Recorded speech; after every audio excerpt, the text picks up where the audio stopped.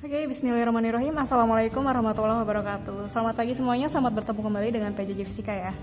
Nah, kali ini kita masuk ke materi baru yaitu tentang medan magnet ya. Mungkin kalian sudah pernah dapat materi magnet waktu kalian di SMP di kelas 9 ya.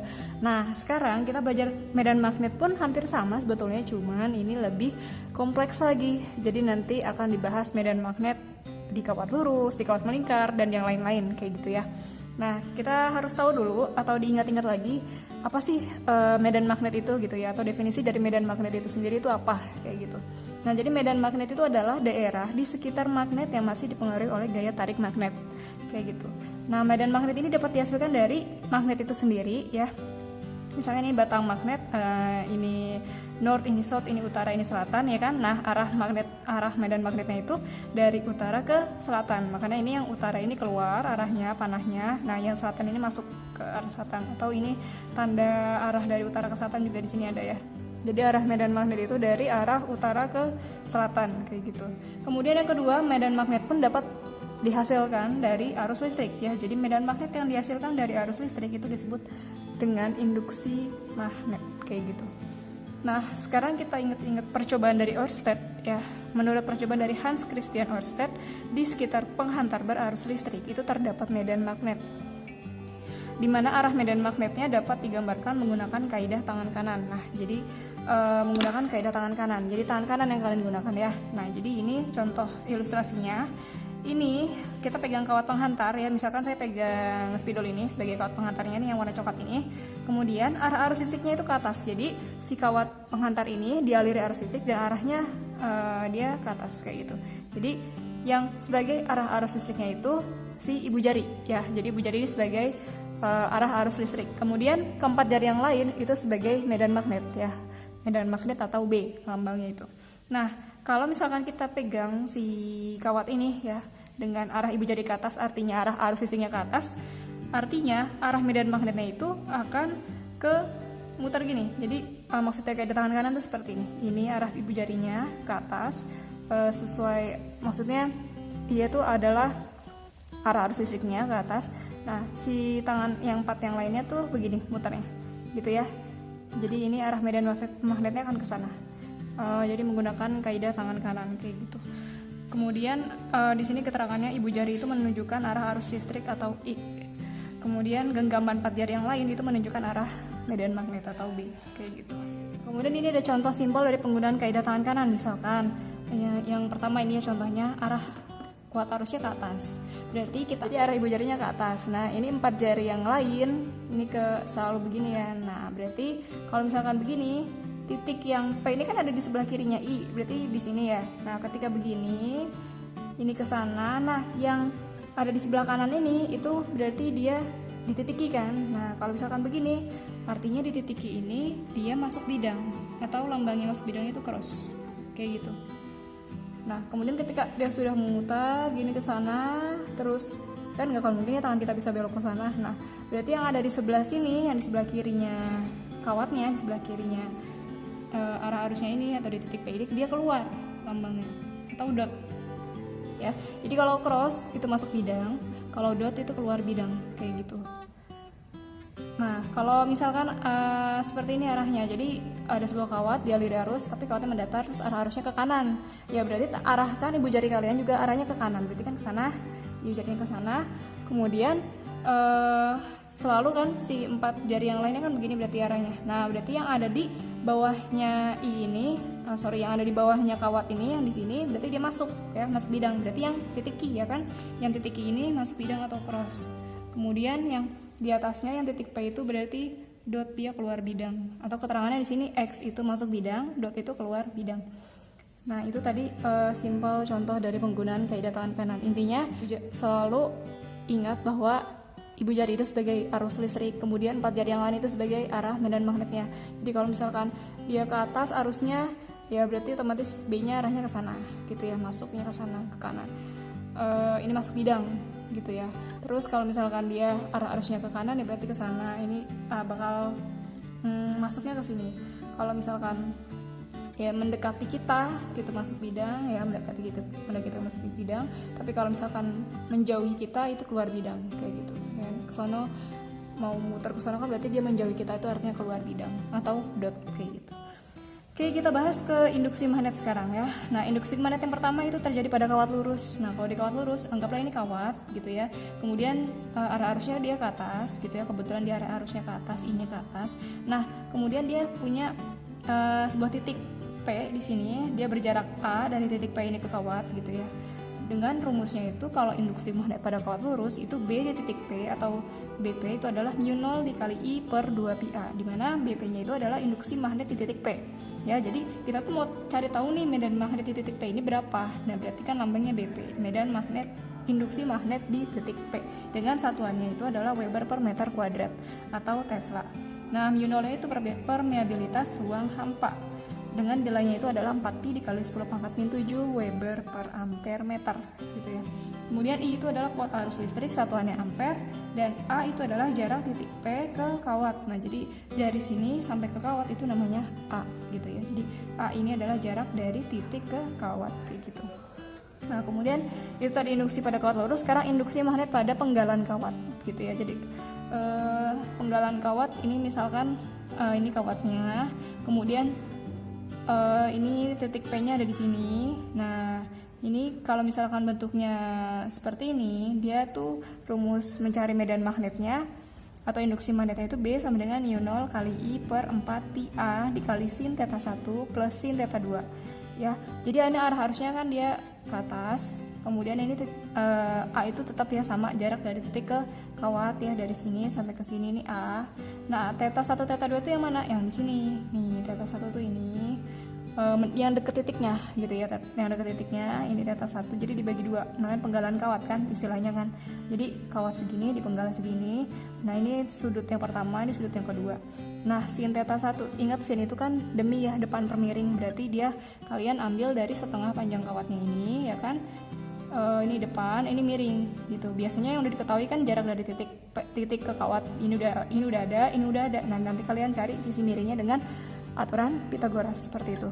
Nah, ingat aja sin itu demi, jadi harus punya sisi depan dan miring baru ketemu sin tetanya. Ini juga sama, sin theta 2 demi, berarti ini depan, ini miringnya. Nah, ada juga rumus yang di penggalan kawat itu dia nulisinnya di sini cos theta 1 plus cos theta 2. Sama aja, bukan berarti saya anggap sin sama cos sama, bukan. Tapi kalau misalkan rumusnya itu pakai cos, otomatis tetanya itu posisinya nggak ada di sini, tapi ada di ujung sini. Nah, kalau tetanya ada di sini, dia pakai cos, itu bakalan sama hasilnya dengan cara mencari sin. Nah, kalau tetanya ada di ujung sini, anggap tetanya di sini ya. Itu kan berarti kalau cos kan samping per miring. Sampingnya kan ini, miringnya ini. Sama aja kan, intinya ini dibagi sama sisi miring gitu ya. Jadi kalau mau pakai cos sudutnya di sini, kalau pakai sin sudutnya yang ini. Gitu. Nanti kita ke soal yang pertama. Di sini seutas kawat dialiri arus listrik I sebesar 2 ampere seperti gambar berikut. Nah, ini kawat dialiri arus I-nya 2 ampere. Kemudian ini ada dua titik ya, ada titik P, ada titik I. Yang titik P berjaraknya 2 meter ke kawat, yang titik I berjarak 1 meter ke kawat. Nah, tentukan yang pertama besar dan arah induksi magnet di titik P. Jadi besar induksi magnetnya berapa, berarti B-nya berapa, sama arah induksi magnetnya itu masuk atau keluar bidang. Terus yang kedua besar dan arah induksi magnet di titik Q. Oke, yang pertama yang A itu kan ditanya B di titik P. Kita pakai rumus kawat lurus ya, berarti ya. Kawat lurus itu rumusnya adalah mu0 dikali I per 2πA. Jadi mu0 itu kan 4pi dikali 10⁻⁷. Nggak selalu dikasih tahu di soal, jadi harus sudah hafal ya, mu0 itu 4pi kali 10⁻⁷ kayak gitu. Dikali I-nya kuat arusnya 2 ampere per 2pi. A ini di jarak dari titik ke kawat. Kan kita lagi ngerjain yang P. Berarti kita cari nih, titik P ke kawat itu jaraknya 2 meter ya. Berarti masukin di sini 2 A-nya kayak gitu. Nah, baru diselesaikan secara matematis seperti biasa. Ini 2 coret ya kan, sama ini pi coret, ini 4 bagi 2 kan bisa 2. Berarti adalah 2 kali 10⁻⁷ BP-nya atau B di titik P-nya. Satuannya adalah Tesla. Nah, sekarang tinggal tentuin arahnya. Gunakan kaidah tangan kanan. Oke. Arah harusnya kemana? Ke atas, berarti jempolnya kalian, ibu jari kalian ke atas, terus begini arahnya, ya kan? Pasti kan begini. Nah, otomatis yang ada di sebelah kanannya kawat, itu dia masuk bidang, ya kan? Berarti titik mana yang masuk bidang? Di sebelah kanan ya, berarti titik Q ya kan? Ini dia masuk bidang. Otomatis yang ini keluar bidang, gitu kan? Nah kan begini dia muter, berarti yang sebelah sana bakal keluar bidang titik P nya itu. Nah jadi titik P ini arahnya keluar bidang atau dot ya. Terus yang B di titik Q, rumusnya sama karena dia sama-sama kawat lurus, mu 0 kali I per 2 pi A. Mu 0 nya 4 pi kali 10 pangkat min 7, I nya 2 ampere per 2 pi kali A nya itu jarak dari titik Q sampai ke kawat itu 1 meter. Nah pi nya coret ya kan, 2 nya coret. Nah 4 bagi 1 tetap 4, berarti ini 4 dikali 10 pangkat min 7 Tesla. Nah titik Q dia masuk bidang atau cross, berarti ini arah induksinya masuk bidang atau next question. Di sini kawat bujur sangkar dengan sisi 2 cm dialiri arus listrik searah 1 ampere.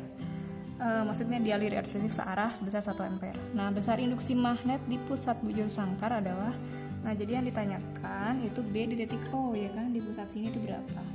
Nah kalau misalkan soalnya seperti ini, kan mungkin kalian agak bingung ya gitu mengerjakannya ini dengan menggunakan rumus yang mana gitu kan, induksi kawat lurus kah atau yang mana kayak gitu. Nah ini kita kerjakannya menggunakan rumus induksi yang pada penggalan kawat, karena jadi kita ambilnya salah satu sisinya aja dulu, karena kalau semua maunya langsung dicari kan terlalu banyak gitu nanti, setiap kawat di sisi yang pertama, sisi yang kedua sampai yang lainnya kan terlalu banyak. Kita ambil satu sisi aja, nanti hasilnya kita kali 4 sisi, karena kan semua ada 4 kawatnya ya kalau dihitung 1, 2, 3, 4 itu kan bujur sangkar kan ya. Nah kita ambil satu kawat aja, berarti kita penggal di sini nih.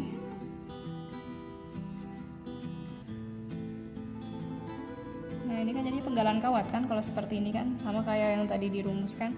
Nah ini titik O nya. Nah berarti ini jaraknya berapa nih dari sini ke sini? Ini kan jarak dari titik ke kawat ya ini ya.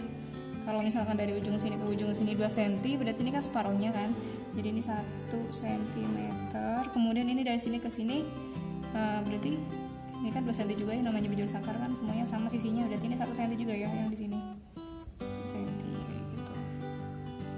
Nah kita pakai rumus dari penggalan kawat B di titik O itu sama dengan mu 0I per 4 pi A dikali sin theta 1 ditambah sin theta 2 kayak gitu. Nah berarti ini sama dengan mu 0 nya 4 pi kali 10 pangkat min 7 ya. Terus I nya itu kuat arusnya 1 ampere, 1 per 4 pi kali A nya itu jarak dari titik ke kawat itu 1 cm. Masih centimeter, berarti diubah dulu ke meter, jadi dibagi 100 atau dikali 10 pangkat min 2 ya kan. Nah sin theta, ingat sin theta itu kan tadi saya bilang demi depan per miring. Nah tetanya yang dipakai itu yang di sini kan ya kan, deket titiknya kan, ini theta 1, ini theta 2. Nah kalau tetanya di sini depannya ini sebagai depan, yang ini sebagai miring, sedangkan kita baru punya sisi yang samping ya kan, ini berarti samping kan, kalau yang ini depan, berarti kita gunakan Pitagoras ya. Kita cari miringnya pakai rumus Pitagoras, berarti akar dari 1 kuadrat ya, depan ini udah ada ditambah sampingnya 1 kuadrat. Kalau saya pisah, kalau kalian bingung ini kalau saya pisah kan jadinya gini kan, ini 1, ini yang mau dicari berapa kayak gitu kan. Jadi sama dengan akar dari 1 kuadrat 1 ditambah 1 kuadrat 1 jadi 2, jadi akar 2. Nah berarti ini sin tetanya depan per miring, depannya 1 per miringnya itu akar 2, diubah ke meter, satunya dikali 10 pangkat min 2 ya kan, akar 2 nya juga ini dikali 10 pangkat min 2 ditambah sin theta 2. Karena kebetulan ini bujur sangkar jadi kan sama ya, di sini pun nanti akan 1 karena totalnya dari sini ke sini 2 ya kan, ini juga 1, pasti ini hasil sisi miringnya juga akar 2 ya kan. Jadi ini depan per miring jadi 1 kali 10 pangkat min 2 dikemeterkan ya kan, per akar 2 kali 10 pangkat min 2 kayak gitu. Oke, kita kerjakan yang di sini dulu. Ini ada 4 pi coret. 1 coret. Jadi 10 pangkat min 7 dibagi 10 pangkat min 2, berarti pangkatnya dikurangi min 7 dikurangi min 2 jadinya min 5 ya kan. 10 pangkat min 5. Terus ini Ini coret aja ya, kan dibagi ini sama coret, berarti ini 1 per akar 2 ditambah 1 per akar 2. Penyebutnya udah sama ya, berarti kita tinggal jumlahkan yang atasnya, jadinya sama dengan 10 pangkat min 5 dikali ini 2 per akar 2. Rasionalkan akar ya, jadi kalau di penyebut ada akar, kita rasionalkan. Rasional itu berarti kali akar 2 per akar 2 dikali akarnya kan. Jadi sama dengan 10 pangkat min 5 dikali 2 per akar 2 kali akar 2 itu 2. Ini tetap yang di sini tetap akar 2. Jadi ini sama dengan ini coret. Jadi akar 2 kali 10 pangkat min 5 Tesla gitu. Ini kan baru satu kawat atau satu sisi ya. Saya baru ngambil yang ini doang nih tadi. Nah, karena dimintanya besar induksi magnet di pusat bujur sangkar, artinya nanti tadi kita baru nyari ini ke sini. Nanti kalian cari lagi ini ke sana, ini ke sini, yang ini juga ke sini cari. Artinya kan bakal ada 4 hasil medan induksi magnet kan. Jadi dan hasilnya pun akan sama. Kenapa? Karena bujur sangkar semua jaraknya dihitung sama kan. Maksudnya dengan yang kita sampelkan ini 1 gitu kan. Artinya total pusat B di pusat bujur sangkar atau B di titik O itu adalah 4 sisi ya kan, 4 dikali satu sisinya itu akar 2 kali 10 pangkat min 5. Jadi hasilnya itu adalah 4 akar 2 kali 10 pangkat min 5 Tesla. Seperti itu. Oke, sekian untuk hari ini. Semoga kalian paham dengan apa yang saya jelaskan. Untuk mengenai aturan kiri tangan kanan, kalau misalkan masih ada yang bingung, boleh tanyakan via WhatsApp gitu ya, atau menanyakan hal yang lain boleh. Terima kasih. Wassalamualaikum warahmatullahi wabarakatuh.